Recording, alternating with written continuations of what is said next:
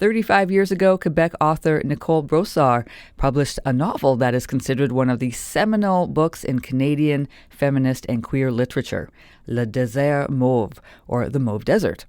The first part of the novel revolves around a teenager who escapes the confines of the desert motel her mother owns and sets out to find adventure by driving across Arizona. The novel has been adapted to the stage as an experimental opera by Egypto-Quebecois composer Symon Henry. Opera Le Désert Mauve is being presented this week by New Works Calgary at C-Space King Edward. I'm joined now by Symon Henry to tell us more about this great production. Hello, Symon. Hello, so nice to be there. Yes, thank you for joining us today. Well, first off, how did you first come across Nicole Brossard's novel? I think it's something that happens a lot with that novel. It's a good friend of mine, who's also a writer, Maël Maréchal, who handed me the book and told me I had to read that book. And indeed, I had to. It changed my life. Right. What was it about the book that really stuck with you?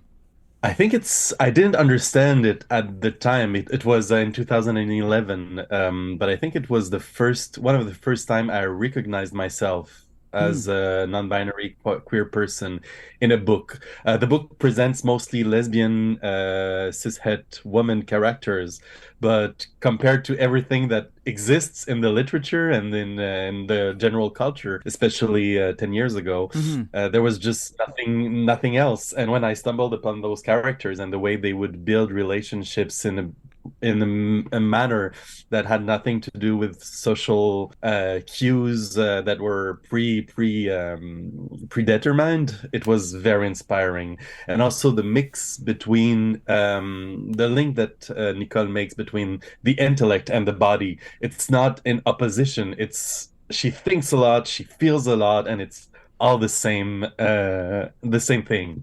So, what was it about the Le Désert Mauve that suggested it would make a good musical and visual production?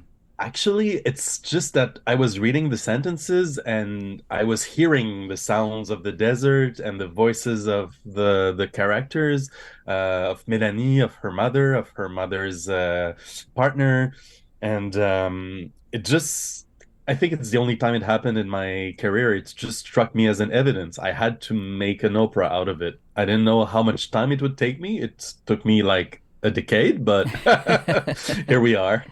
The novel is kind of three books in one. You know, you got the story about Melanie going off on this adventure in her car, but there's also another character and another story going on. Can you tell us a little bit about that and how you bring that to the stage? Yeah.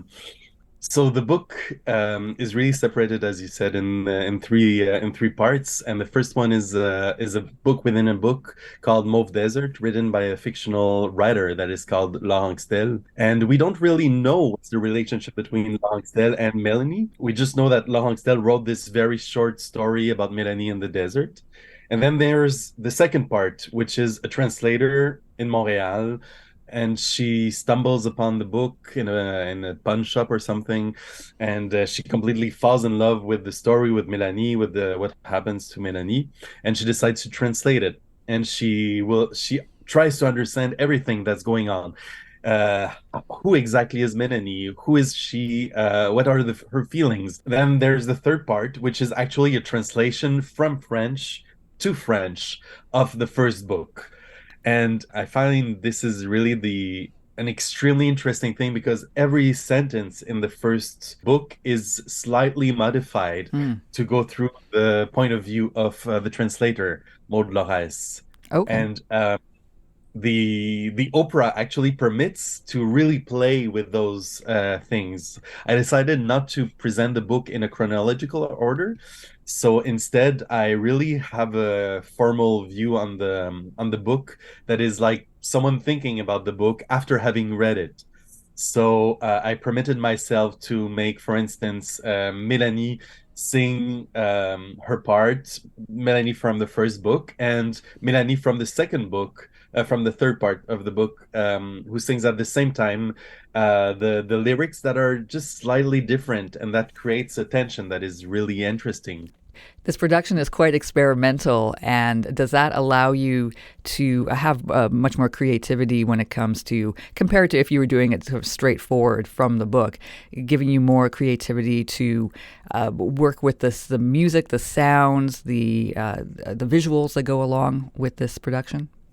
Yeah, actually, I tried to really fit with the spirit of the book, with its own challenges, and to be really resonating with it, assuming at the same time my own point of view on what's happening there. Using this form that is not chronological, I found was more in the spirit of the book, because when you're reading it, you're always thinking back, oh, what again was Menani saying in that chapter that I'm rereading slightly differently, and then you go back and you compare, and the way I chose to present this opera really permits, I think, to have this freedom to really feel the poetry of the book. And also the way I write music is mostly using graphic scores, and this is a non-conventional way of writing music that permits me to really create a sound world that is closer in my mindset to the emotions, the intensity that is happening, especially in the mind and in the body of young Melanie. Now, have you always been interested in composing and music and sound design? How did you get on that path?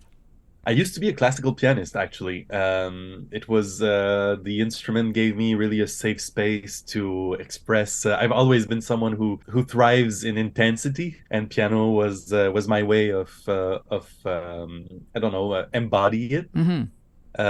But at some point, it became too stressful. I started to have what's known in the milieu as the shakes.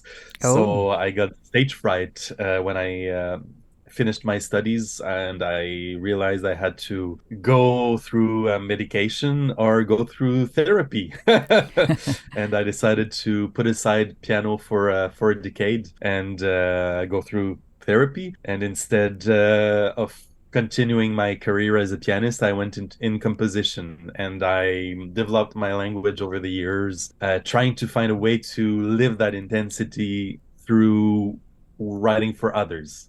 Well, lastly, what would you like people to get out of the production? What do you want them to be feeling or thinking when they leave the theater? I think I would really like to share the beauty of the intensity. I think we're trying to push a lot in our modern life.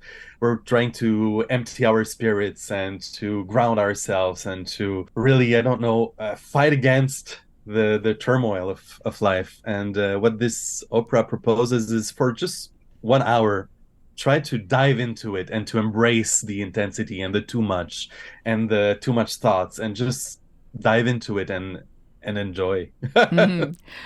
Well, thank you so much, Symon, for joining us here on CKUA to tell us about this wonderful show. My pleasure. That was composer and performer Symon Henry. Their adaptation of Nicole Brossard's Le Désert, Mauve runs this week at C-Space King Edward in Calgary. That is Thursday and Friday.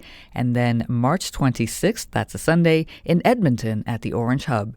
For more information, you can go to symonhenry.com. That is SYMONHENRY.com.